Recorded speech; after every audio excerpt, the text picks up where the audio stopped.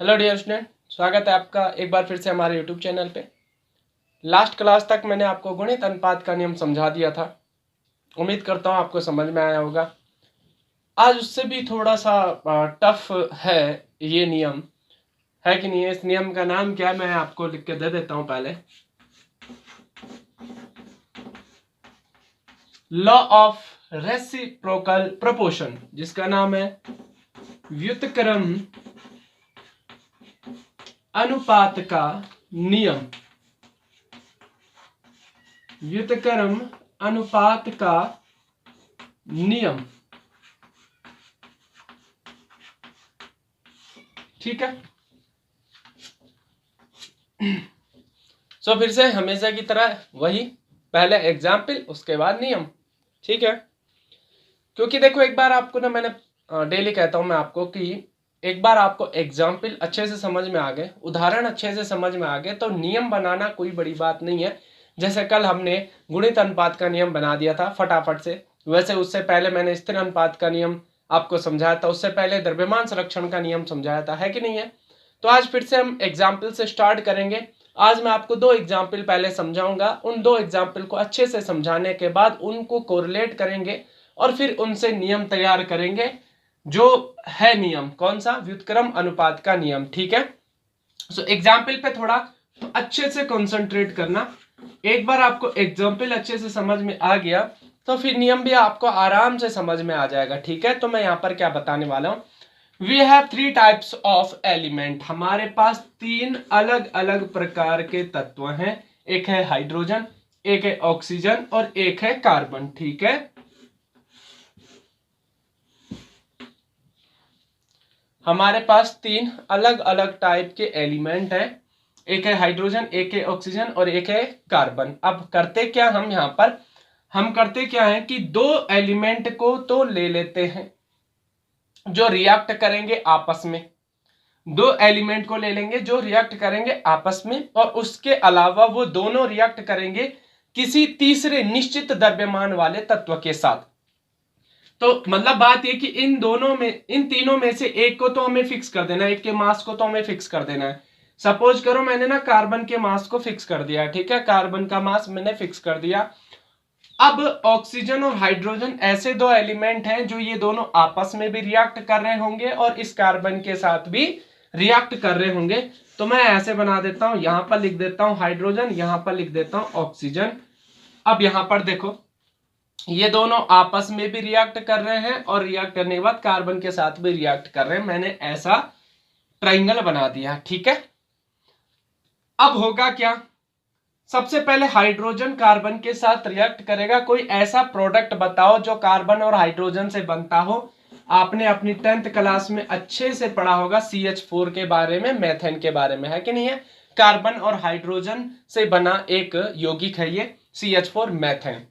अच्छा, कार्बन और ऑक्सीजन से बना हुआ यौगिक जो सबसे फेमस हो, जो आपको अच्छे से याद हो, सो मेरे हिसाब से आप सभी जानते हो कार्बन डाइऑक्साइड है कि नहीं है। और हाइड्रोजन और ऑक्सीजन से बना हुआ यौगिक मेरे हिसाब से आप अच्छे से जानते हो, हाइड्रोजन और ऑक्सीजन से बना हुआ यौगिक कौन है? H2O, जल है, ठीक है। सो पर मैं कह सकता हूं कि हाइड्रोजन और ऑक्सीजन दो ऐसे एलिमेंट है जो डिफरेंट एलिमेंट है, ठीक है, दोनों भिन्न है। दोनों भिन्न भिन्न एलिमेंट ने एक तीसरे एलिमेंट के साथ रिएक्ट किया और रिएक्ट करने के बाद वो अलग अलग प्रोडक्ट बनाए। साथ में ही इन दोनों ने आपस में भी रिएक्ट किया और आपस में रिएक्ट करने के बाद भी इन्होंने एक और प्रोडक्ट बना दिया, ठीक है। अभी तक नियम की बात नहीं चल रही है, मैंने पहले कहा है केवल और केवल मैं यहां पर एग्जाम्पल सॉल्व करके बता रहा हूं आपको, ठीक है। एग्जाम्पल सॉल्व करने के बाद मैं नियम पे फोकस करूंगा। अच्छा, अब यहां पर मैं आपसे पूछूं कि ऑक्सीजन ने, जिसने कार्बन के साथ रिएक्ट किया, इसके द्रव्यमान, और हाइड्रोजन ने जिसने कार्बन के साथ रिएक्ट किया, इन दोनों के द्रव्यमान का रेशियो कितना होगा, अनुपात कितना आ रहा होगा, इसका अनुपात निकाल सकते हो आप भाई। अच्छा, मैं एक बार सीधे सीधे ये बात बताऊं कि कार्बन के एक भाग के साथ ऑक्सीजन का कितना भाग रिएक्ट कर रहा हो, पहले तो ये निकाल लो। और कार्बन के एक भाग के साथ हाइड्रोजन का कितना भाग रिएक्ट कर रहा है, ये निकाल लोगे।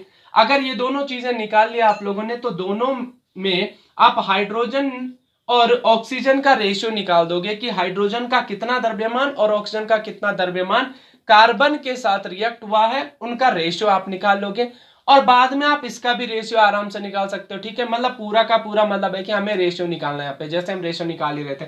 भाई अनुपात का मतलब क्या है, नियम से समझो ना। अभी अनुपात हमें समझना है, अनुपात कैसे निकाल सकते हैं हम। ठीक है, तो हम स्टार्ट करते हैं। सबसे पहली बात, अगर मैं आपसे पूछूं कि कार्बन के 12 भाग के साथ या कार्बन के 12 भाग के साथ हाइड्रोजन के कितने भाग रिएक्ट हुए हैं, तो आप खुद देख सकते हो कार्बन का द्रव्यमान कितना है 12 और 4 हाइड्रोजन है, 4 हाइड्रोजन, एक हाइड्रोजन का द्रव्यमान 1 होता है तो 4 हाइड्रोजन का द्रव्यमान 4 होगा, होगा कि नहीं होगा। तो मैं ऐसा कह सकता हूं कार्बन के 12 भाग के साथ हाइड्रोजन के कितने भाग रिएक्ट कर रहे हैं, 4 भाग रिएक्ट कर रहे हैं। कार्बन के 12 भाग के साथ हाइड्रोजन के कितने भाग रिएक्ट कर रहे हैं, 4 भाग रिएक्ट कर रहे हैं कि नहीं कर रहे हैं। और अगर मैं आपसे कहूं कि कार्बन के 12 भाग के साथ हाइड्रोजन के 4 भाग रिएक्ट कर रहे हैं, मतलब इसके 12 भाग, इसके 12 पार्ट है तो इसके 4 ही पार्ट हमारे पास क्या कर रहे हैं, रिएक्ट कर रहे हैं इस मॉलिक्यूल में, CH4 में। तो अगर मैं आपसे पूछूं कि कार्बन का मैं एक भाग लिख दूं कि कार्बन के 12 भाग के साथ तो हाइड्रोजन के 4 भाग रिएक्ट कर रहे हैं कि नहीं कर रहे हैं। मतलब कार्बन का जब द्रव्यमान 12 था तो हाइड्रोजन का द्रव्यमान 4 है कि नहीं है, तभी तो ये प्रोडक्ट बना है। अब मैं आपसे पूछूं कि अगर मैं कार्बन का द्रव्यमान 1 कर दूं, मतलब इसके 12वें भाग, इसका 12वां भाग मैं ले लूं, कार्बन के टोटल 12 भाग हैं, इसमें से केवल इसका 12वां भाग ले लूं, मतलब केवल मैं इसका 1 भाग लूं, तो हाइड्रोजन के कितने भाग रह जाएंगे, हाइड्रोजन के रह जाएंगे 4/12 भाग, रह जाएंगे कि नहीं रह जाएंगे। भाई यही तो कहा है मैंने, कार्बन के 12 भाग के साथ हाइड्रोजन के 4 भाग रिएक्ट कर रहे हैं, तो कार्बन के 1 भाग के साथ हाइड्रोजन के कितने भाग रिएक्ट कर रहे होंगे, 4/12 भाग रिएक्ट कर रहे होंगे। इसी प्रकार यहां देख लो, कार्बन का द्रव्यमान कितना है 12 है, ऑक्सीजन का होता है 16 और 16 दूनी कितना हो गया 32। तो मैं अगर आपसे पूछूं कार्बन के 12 भाग के साथ ऑक्सीजन के कितने भाग रिएक्ट कर रहे हैं, तो आप कहोगे सर 32 भाग रिएक्ट कर रहे हैं कि नहीं कर रहे हैं।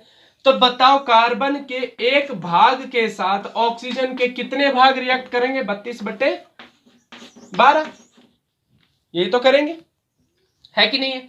अब अगर ऑक्सीजन का 32/12वां भाग कार्बन के 1 भाग के साथ रिएक्ट कर रहा है और हाइड्रोजन का 4/12वां भाग कार्बन के 1 भाग के साथ क्या कर रहा है, रिएक्ट कर रहा है, तो अब मैं आपसे पूछूं इन दोनों का रेशियो कितना है जब इन्होंने कार्बन के साथ रिएक्ट किया, तो आप आराम से रेशियो निकाल सकते हो, 4/12 is to 32/12, यही तो है भाई। ये हाइड्रोजन का वो भाग है जिसने कार्बन के 1 भाग के साथ रिएक्ट किया, है कि नहीं है, और ये वो भाग है ऑक्सीजन का जिसने कार्बन के 1 भाग के साथ क्या किया, रिएक्ट किया।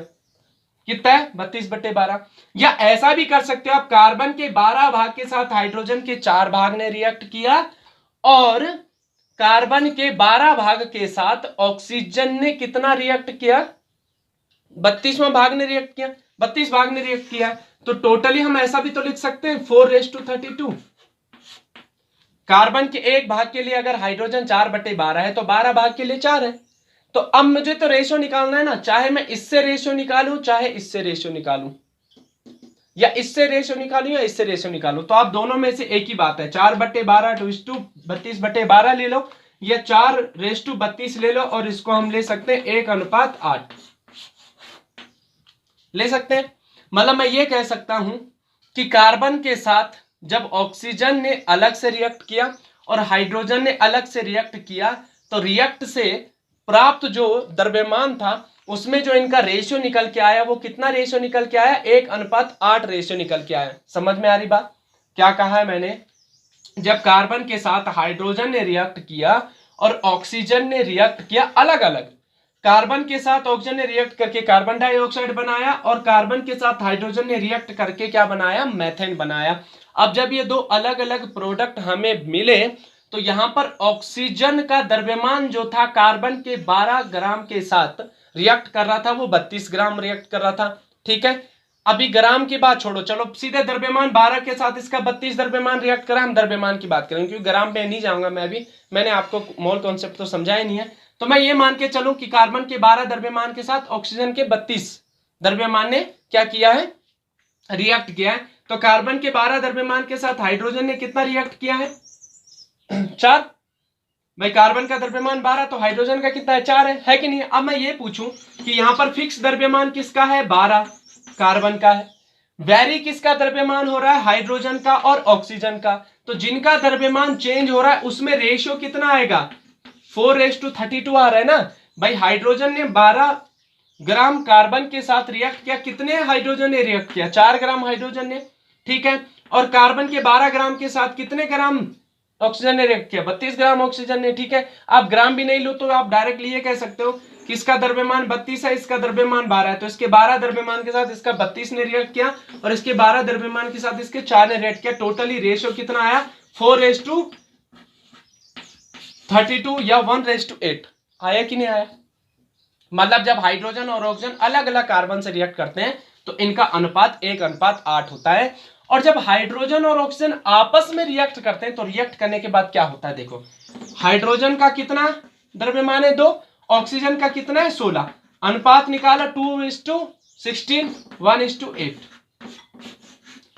जब हाइड्रोजन और ऑक्सीजन ने किसी निश्चित द्रव्यमान वाले तत्व के साथ रिएक्ट किया तब इनका जो द्रव्यमान का अनुपात था वो 1:8 था, ठीक है। अब इन्होंने आपस में रिएक्ट किया और आपस में रिएक्ट करने के बाद भी जो इनका अनुपात आया वो कितना आया है, 1:8 आया है। यानी कि दोनों के दोनों अनुपात क्या है, समान है। 1:8 इज इक्वल टू क्या है, 1:8। यानी कि मैं कह सकता हूं इनमें अनुपात कौन सा आया है, 1:1 आया है। आया कि नहीं आया। जब इन्होंने अलग अलग रिएक्ट किया किसी तीसरे तत्व के साथ तब भी इनका वहां जो रिएक्शन का रेस था, जो वहां पर इनके द्रव्यमान का रेशियो था वो 1:8 था। और जब इन्होंने आपस में भी रिएक्ट किया तब भी इनके द्रव्यमान का जो रेशियो है 1:8 आया। यानी कि दोनों जगह मैं कह सकता हूं 1:1 के रूप में इन्होंने अभी रिएक्ट किया है, ठीक है। यहां तक आप लोगों को एग्जाम्पल समझ में आया। मैंने क्या किया, मैं एक और एग्जाम्पल समझा देता हूं, उसके बाद मैं आपको नियम बता दूंगा, ठीक है। अब एग्जाम्पल कुछ इस प्रकार से है,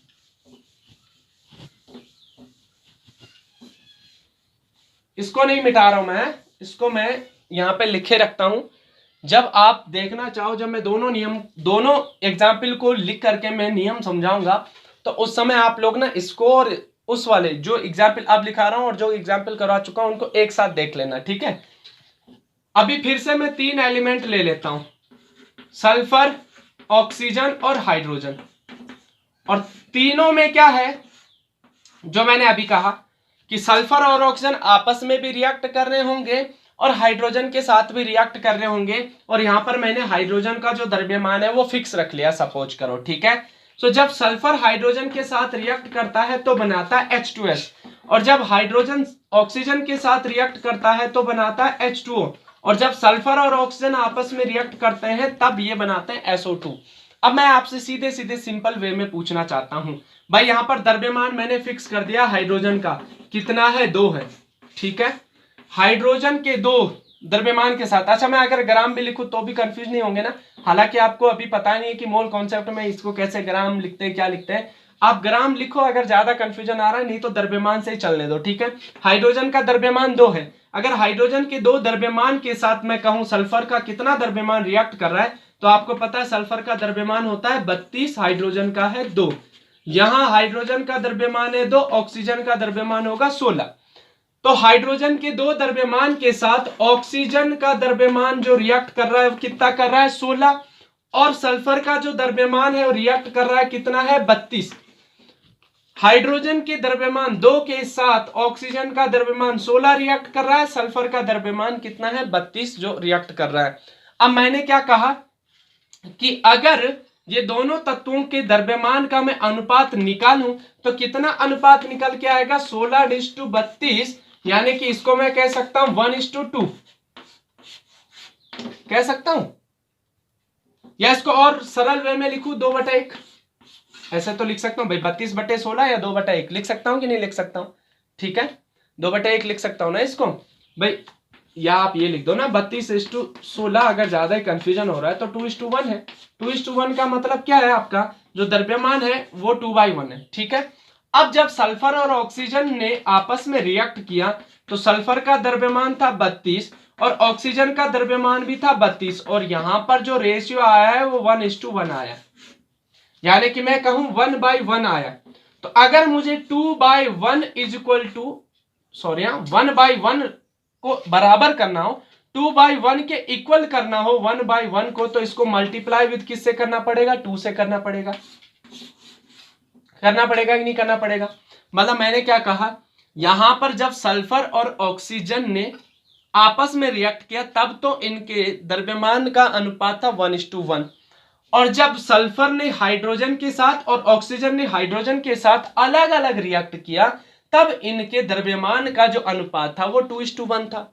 अब मैं ये कह रहा हूं इस 2:1 के इक्वल मुझे अगर इसे करना हो तो मुझे इसको किससे मल्टीप्लाई कर देना होगा, 2 से मल्टीप्लाई कर देना होगा, और ये इसके क्या आ जाएगा, इक्वल आ जाएगा।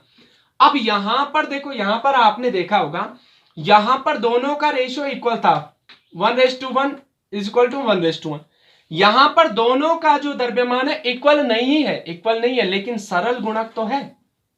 अगर मैं इस वैल्यू को किसी पूर्ण अंक से गुणा कर दूं तो मुझे ये वाली वैल्यू मिल रही है, तो मैं कह सकता हूं इनमें जो रिलेशन है वो कैसा रिलेशन है, सरल गुणक का रिलेशन है ना, कि मतलब इस वैल्यू को मैं किसी होल नंबर से मल्टीप्लाई कर रहा हूं तो मुझे ये प्राप्त हो रहा है, तो सरल गुणक का रिलेशन है कि नहीं है। अब मैं इन दोनों एग्जाम्पल के थ्रू अगर व्युत्क्रम अनुपात का नियम आपको समझाऊं तो मैं ये लिख सकता हूं, देखो व्युत्क्रम अनुपात का नियम क्या कहता है, जब दो भिन्न भिन्न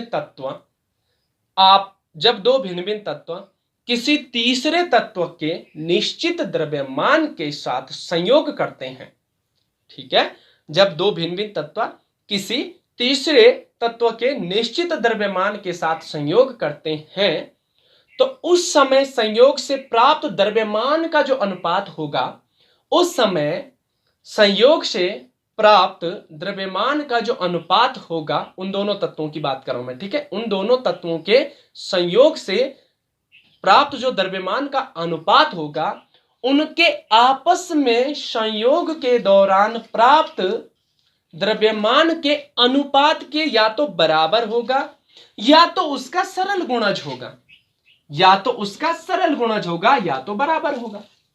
ठीक है, फिर से एक बार देख लो, मैं पहले ना बराबर वाली बात बता देता हूं फिर सरल गुणज वाली बात बताऊंगा। ठीक है, मैंने क्या कहा है, जब दो भिन्न भिन्न तत्व जैसे हाइड्रोजन और ऑक्सीजन ने किसके साथ संयोग किया था, कार्बन के निश्चित द्रव्यमान के साथ संयोग किया था कि नहीं किया था, कार्बन के 12 ग्राम के साथ इसने संयोग किया था।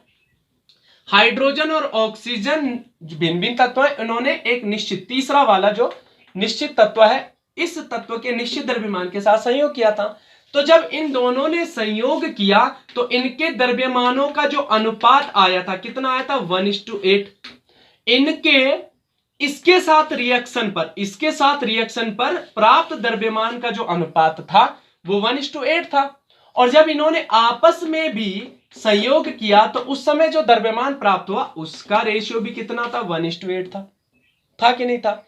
तो मैंने क्या कहा, या तो आपस में संयोग के दौरान प्राप्त जो द्रव्यमान का अनुपात है या तो वो किसी तीसरे तत्व के निश्चित द्रव्यमान के साथ संयोग करने पर प्राप्त द्रव्यमान के अनुपात के बराबर होगा, यहां पर बराबर आया, या तो सरल गुणज होगा। अब सरल गुणज कहां पर आया, यहां पर आया। देखो यहां पर जब ऑक्सीजन और सल्फर ने अलग अलग हाइड्रोजन के साथ रिएक्ट किया तो उस समय इनके द्रव्यमान का अनुपात 2:1 आया था कि नहीं आया था। ठीक है, और जब इन्होंने आपस में संयोग किया था 1:1 आया। ये दोनों एक दूसरे के इक्वल नहीं है, लेकिन ये वैल्यू को अगर मैं मल्टीप्लाई विद 2 कर दूं तो ये वैल्यू मुझे प्राप्त हो जाएगी। मतलब ये सरल गुणज हुआ ना इसका, ये सरल गुण, देखो ये सरल गुणज हुआ इसका, क्योंकि 1/1 × 2 किया मैंने। तो सरल गुणज हो सकते हैं या तो एक दूसरे के क्या हो सकते हैं, बराबर हो सकते हैं। यही नियम कहलाता है आपका व्युत्क्रम अनुपात का नियम। मैंने पहले भी कहा था ये नियम थोड़ा सा टफ है, लेकिन जब आप लोग ना एक दो एग्जाम्पल करोगे तो करने के बाद आपको अच्छे से अंडरस्टैंडिंग बनेगी, और अंडरस्टैंडिंग बनने के बाद आप आराम से इसको क्या कर सकते हो, सॉल्व कर सकते हो। ठीक है, तो नियम आपको समझ में आ गया होगा। मैंने क्या कहा, जब दो भिन्न भिन्न तत्व किसी तीसरे तत्व के निश्चित द्रव्यमान के साथ संयोग करते हैं तो उस संयोग से प्राप्त उन दोनों के द्रव्यमान का जो अनुपात होगा, उन दोनों के आपस में संयोग से प्राप्त द्रव्यमान के अनुपात के या तो बराबर होगा या तो सरल गुणज होगा। ठीक है, तो आपको उम्मीद करता हूं ये वाला नियम समझ में आ गया होगा।